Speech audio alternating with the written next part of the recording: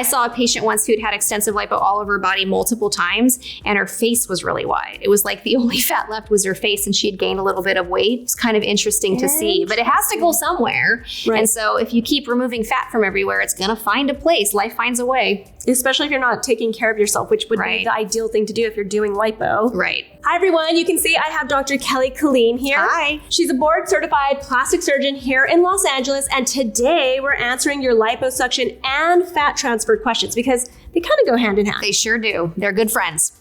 All right, so we did a breast augmentation Q&A, and then the next popular procedure that I felt like my viewers had questions about were liposuction and also the fat transfer of it. Let's get into these questions. Let's get into it. They're both very popular right now. Okay, so for liposuction, what's the downtime?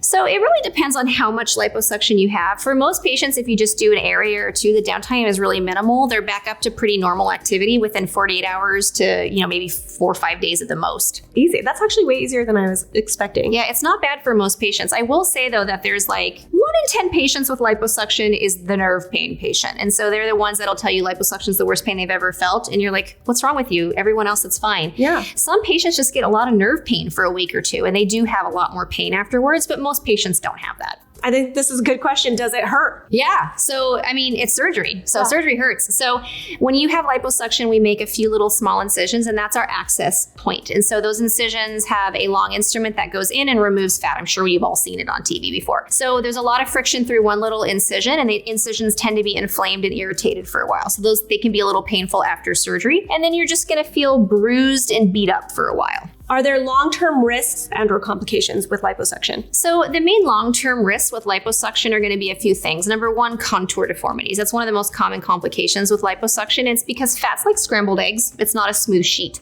And so when the cannula goes in and it's sucking these little pieces of scrambled eggs out, if one of them extends up to the skin and comes out, you might get a depression there. And those can be there long-term. You can also get sometimes seromas or fluid collections that can make the contour look funny. And then the last thing is that some people, especially when they get a lot of bruising, get something called hemosiderin staining, where you can have it almost look like you have a little tan in the area. And that happens from when your body is breaking up the blood from bruising, and sometimes it will stain the skin, but usually hemosiderin staining gets better on its own if you just wait it out. Okay, like how long? Some people it can take 6 months to a year. Oh, and if you're doing it in an area that you have been planning to show off. Not fun. Yeah, so you have to think about that. And there are ways we can make it go away faster. There's lasers and topical treatments like vitamin K oxide cream that can work decent, but it's always a risk. Yep. Is what they say about lumpiness after liposuction true, which is sort of what you were talking about, but I hear people call it roping. Right. Is that? Yeah, so you can get scar tissue that pulls. And so anytime we're mucking around inside your body, we're creating irritation and scar. And so sometimes you can get scarring in really weird ways. You tend to have more of that when the liposuction is done very superficial, so right under the skin. And this is more common when you're seeing people get these 360 lipos with BBLs where they strip out every molecule of fat under their skin. These are the patients that are more likely to have these kind of bizarre scarring problems and the ropiness. So I'm not a big fan of that type of liposuction because you look very surgical. My clientele likes to look very natural, but sometimes that's not your thing. So if you would like to have that 360 lipo, you have at it. Just know that this is more common with that type of surgery. Can things like lymphatic drainage help? Yeah, lymphatic drainage is amazing. And I utilize lymphatic drainage professionals all the time because not only can they help get rid of excess fluid and help minimize the chance of seromas, they can help break up scar tissue. So getting one involved early and working with them throughout your recovery, I think is really key to a beautiful result, especially if you have a lot of lipo, like a BBL 360 lipo. Yeah. I had a friend, she went and did like the Columbia thing. Mm-hmm. And she said that she had, one of the things they offered was a masseuse came and did lymphatic drainage every day for 2 weeks. How long should people be doing that? I find that most people benefit from it for about 3 to 6 weeks. After that, I don't find a huge benefit unless there's a particular problem. I don't think you need to do it every day. Most of my patients do it a couple times a week. Oh, okay. If you had liposuction, is it possible to gain fat again on those areas where it was removed? So you certainly can. So when you gain weight, your fat cells get bigger. You don't grow new fat cells. So we've now reduced the amount of fat cells there. So if you gain weight, there will be some fat that goes back there, but you will notice weight gain in other places that we did not reduce. So that's where that rumor came, like the fat moves with liposuction. It does not move. Oh, wait, I to this day still believe this myth then. I've always thought if I have a big butt and I took some of that fat and put it up here, if I gained weight, I'd gain more weight in my boobs. No? No, it doesn't work that way. Oh. But if you gain weight, you'll watch it somewhere new. So if you're not used to seeing weight gain in your face or in your arms, if you had a lot of torso and lower body lipo, you might start seeing it there. I saw a patient once who'd had extensive lipo all over her body multiple times, and her face was really wide. It was like the only fat left was her face, and she'd gained a little bit of weight. It's kind of interesting to see, but it has to go somewhere. Right. And so if you keep removing fat from everywhere, it's going to find a place. Life finds a way. Especially if you're not taking care of yourself, which would be the ideal thing to do if you're doing lipo. Right. Then you should then start to have a healthier diet. Yeah, I mean, the goal with lipo is always to not lose weight. It's to change the contour of an area that doesn't fit the rest of your body. And if you're doing these massive liposuction where you're moving tons and tons of fat, you are going to have more trouble with this than somebody who just has like maybe saddlebags, comes in, has those adjusted, already has a healthy lifestyle. That was just their one out of proportion spot. Is it possible to get lipo without scarring? No. I can't get in without a scar. So I need an incision to get that cannula in. So you cannot do liposuction without scarring, but there are other technologies that you can do that don't cause scarring. So cool sculpting is an example, and I know everybody is terrified of it because of Linda Evangelista's story about it, but cool sculpting has great results in a lot of people, and it's just a machine that will cool the tissue down to a temperature low enough to kill some fat, but not kill the skin. And then you will kill some fat under the skin, your body will reabsorb it, and that area will shrink. So it's a way of doing kind of liposuction without the incisions. Interesting. Will that cause sagging after that cool sculpting fat is gone? It can. You don't see it a lot with cool sculpting though, because you do it at such small amounts at a time. The skin really has a chance to rebound. Unless you're doing a ton of cool sculpting, I don't think you could have that much sagging skin. But if you're doing a ton of cool sculpting, you're really not a good candidate. You should just do lipo. Yeah, that makes sense. Probably faster. Yeah, faster, easier for you. Yeah. Can we talk about lipo of the armpit? Let's just generalize, because there were a lot of questions following that. Yes. Including things like price and everything, but I think that it's just going to vary price-wise. So I guess I've never thought armpit. Do you know what they're talking about? They're talking about the biscuit. Oh, the right here. I did it today. Yeah. People hate the biscuit. So that area is a common area women are bothered by. And there's two things that can be. There can be a little fat pocket there, but there also can be breast tissue there.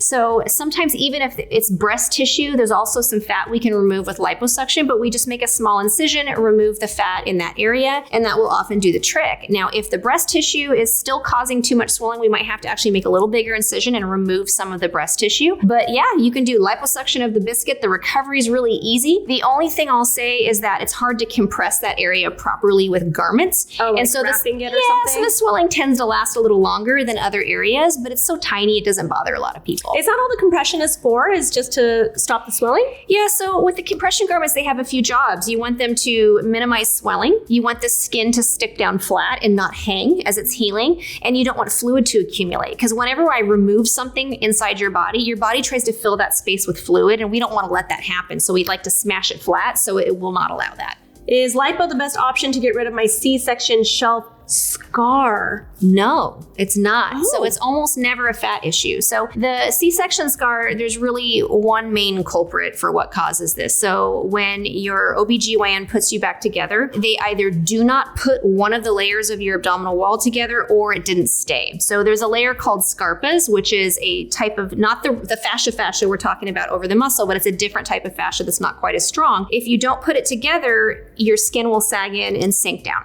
And that's what causes that depression there. So the fix for that is really fixing that and putting scarpas together and having a smooth contour. Now, some people have skin that hang over, and that's just a pannus. That's just from having been stretched out by your cute, adorable babies. Yep. And there's just not a way with liposuction really to remove that unless it's small and you can just take out a little fat and hopefully squish it down. But for most patients, you need a little skin removal to get it flat. Battle scars. Battle scars. Battle scars. Could that be covered in like a tummy tuck if you get a tummy tuck? And it absolutely will be. Yep. Okay. Do you have to be at a healthy weight for liposuction? You should be. You should always be healthy going into surgery in general. So complications for surgery, certain types of complications increase when you are not at a healthy weight. So we want to make sure that you are going to not only have a beautiful result, but you're also going to be safe during your procedure. Whatever weight you are at, if it's healthy, that is the right weight for you. Liposuction versus Airsculpt. And I don't actually know what Airsculpt is. What? I do. Airsculpt is a liposuction chop shop. I would highly recommend not going there. So there's these liposuction chop shops that have popped up. There's different brand names for them, and they advertise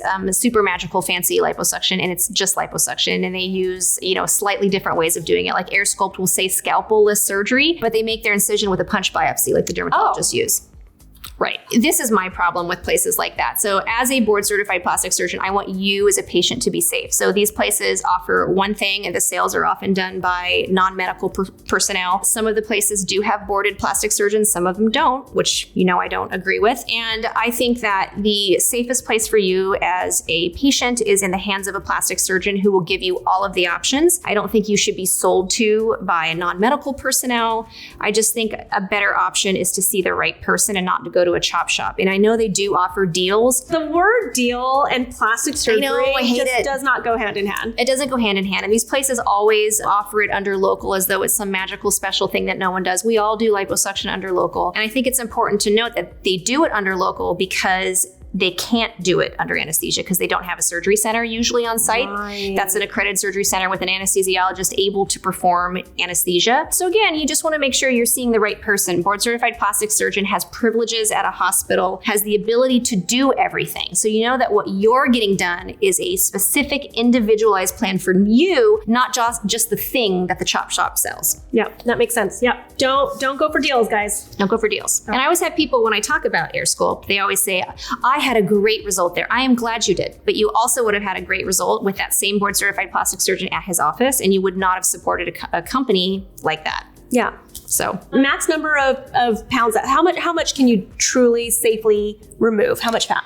So in general with liposuction, we like to keep it to about 5 liters of lipoaspirate removed with each procedure. So you can have liposuction done multiple times. I personally don't think there's really a good reason to be doing this in someone unless you're treating lipedema. If you are just having a cosmetic liposuction, you need to ask yourself, are you doing the right thing if you're having it to remove tons and tons of weight? The reason why we don't want to remove too much at one time is because of not only bleeding, but it can cause electrolyte disturbances, which can lead to cardiac arrhythmias. It's just not safe to do a ton at one setting. Yeah. So, most people don't notice a lot of weight loss with liposuction when done properly, and that's actually how it should be. Yeah, it's really, I would almost think of it as more like a sculpting kind of situation, right? Right. You're really just like getting that last bit of fat. Absolutely. This is a good question. Can you have children after having lipo? And I'm assuming this is probably someone a little bit younger who might want to have lipo. Yeah, you absolutely can. There's no reason you can't have kids after liposuction. So you just have to understand that, especially if you have liposuction on your torso,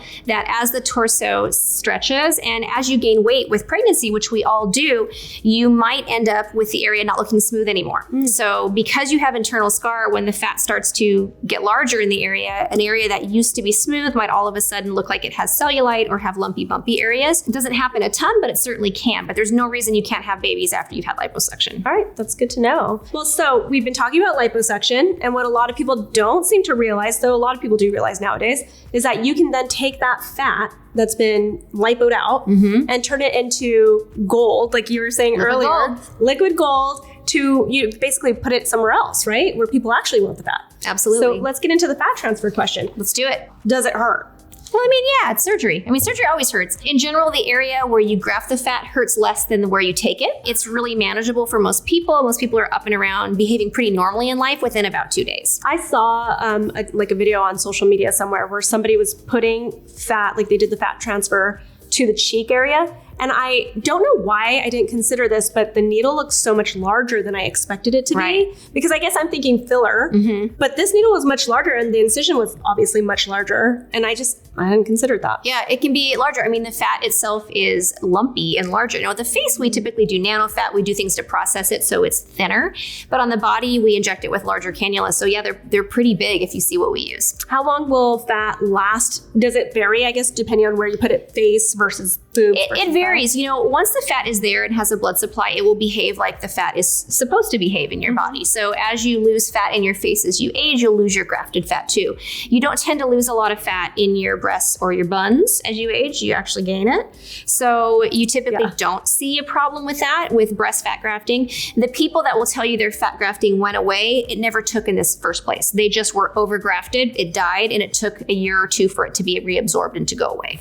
This person says she's 125 pounds, small. I'm thinking pouch. She's saying pouch like a pooch. Is it enough? Worthy of fat transfer to my behind? Oh, that's a good question. It honestly just depends. So there's people of all different sizes that have all different types of bodies, and it depends on whether or not you as a human have enough donor site. So if you have enough donor site where I can get enough usable fat for buttock augmentation, then sure, it's worthwhile. The only way to know though is to go in and have someone look at you. Because I've seen people that are like solid muscle at 125 and have like 4% body fat. No, that is not a good person for fat transfer. But often people, you can get a decent amount of fat if they have little pockets that they don't want and get a beautiful result. So she should be more open-minded too. She's got this small pooch, maybe a little there, but you might go looking around on her body and take some from other places too. Yeah, one area is not often enough for gluteal augmentation or butt augmentation. We need more than that. That makes sense. I mean, it's a bigger area. It's a bigger area. What are the statistical risks of necrosis with fat grafting? And for people who don't know what necrosis is, will you explain that first? Sure. So necrosis just means death. So your fat has died. So what is the risk of fat dying with fat grafting? So the reality is that every patient with fat grafting has fat die because you don't get 100% take, right? So you will have necrosis. What people usually mean though is, do you have necrosis that ends up with a lump? Because you don't want a lump of dead fat. So lumps of dead fat can be a solid lump. I didn't know that you could get a lump of dead fat, like where it stays lumpy? Or it stays lumpy. Woo. So that's one of the worst problems with fat grafting, and it's rare, thankfully. So but you still have to mention it. You still have to mention it. So you can get a hard lump of dead fat, or you can get what's called an oil cyst, where it's a cyst or a fluid-filled lump that has oil inside of it from dead fat. Okay. So if you look at the best studies on this, about 3 to 5% of people with breast fat grafting end up with a palpable or feelable lump. So something that they can feel. It doesn't mean you can see it necessarily, but if you do a breast self-exam, you might notice it. And there's things that we can do to help get rid of it, often without surgery. Now, the other thing about fat grafting of the breast, which is in particular, which is important to mention, is that it can cause changes which are seen on mammogram. So about 10 to 20% of people who have fat grafting to their breast will have little calcifications, little white areas where calcium deposits are. And that's probably from inflammation from when the dead fat was being reabsorbed. Mm. It does not hide cancers, but it can masquerade as a cancer. So women who have had fat grafting are at risk for needing unnecessary biopsies. So some well-meaning radiologists can look at this and go, that looks scary. Let's get a sample. And it was just calcifications from your fat grafting. But you always got to sample it if they're worried. I mean, you got to double check everything just to be sure. Check. What will happen with BBLs years from now? Will they sag? Wait, that is a great question. Oh, it is a great question. I know. And will they sag? They in fact sag, and we're starting to see it. I have seen some not so great BBLs, and we are going to, my prediction is that we are going to develop a whole slew of surgeries as plastic surgeons, methods of fixing this problem. So like you're going to have to do butt lifts. You're going to have to do butt lifts. It's going to be like probably a big incision on the top and pulling everything up. So the problem with BBLs nowadays, especially these really large ones, are just that the fat is placed right under the skin. So nothing is really holding it up. And so it's going to come down with time. And so before, when it was dangerous, they were putting it in the muscle, which is when they were having the scary complications, like the fat going to the lungs. But now it's all being put under the skin and the bottom. And just like the breast, if you put tons and tons of volume, it's going to sag with time. And some of these women with these really big BBLs are getting 1,000 or more cc's put in each side. And that is not going to wear well with time because, like I said, every procedure is going to age and things will come down. They always do. You know, I never actually thought I wanted a BBL until moving to Miami. Oh, yeah. And now I see so many. I mean, some of them look great, especially at the gym. Mm-hmm. I go to the gym and I have never seen so many big butts before, and they are really good. Like I definitely sit around, like I'm like stretching and I'm like, do I need to lift my butt with one of these BBLs? But that immediately just, I told you guys I wanted breast implants in my early 20s and I didn't do it because of one thing. And that's the one thing. You don't want it sagging down. I mean, I've had the funniest stories. One of my surgeons that I used to work with, she had a patient who said that the BBL kind of sagged and pulled everything down. So when she farted, it went forward and not back. Oh, So she got like a little Right, it would a rush would look. come forward, and she hated it, so she had that adjusted. I mean, I've heard the craziest things, like people not able to clean themselves well because as everything's up like this, and then it kind of sagged and went to the middle. So it's going to be interesting to see how all of this stuff age. I mean, we know how breasts age now. We've been doing gigantic breasts with huge implants forever, and we've developed all kinds of surgeries to downsize or remove implants. But we're going to have to come up with a whole lot of new, interesting techniques to help these women out with these really large BBLs. I'm dying over this. I will absolutely. I wasn't really serious about getting a BBL ever, but now I 100% will never. I've ruined it for her. That was one of my favorite things a patient's ever said. I love that. It was so funny. I love the honesty. I know. I mean, it bugged her enough to have it fixed. I mean, I would 100% get that fixed. You're like queefing, but it's a real fart. It's definitely not high on my list of things I'd like. No. Well, this was so informative. If you have any questions, you can find Dr. Kelly Killeen here in Los Angeles at your practice. At my practice is on Bedford and Beverly Hills, and I'm on TikTok as Kelly Killeen MD and Instagram as KL Killeen. Love it. Thank you guys so much for watching this video, and we'll talk to you soon. Thank you. Bye.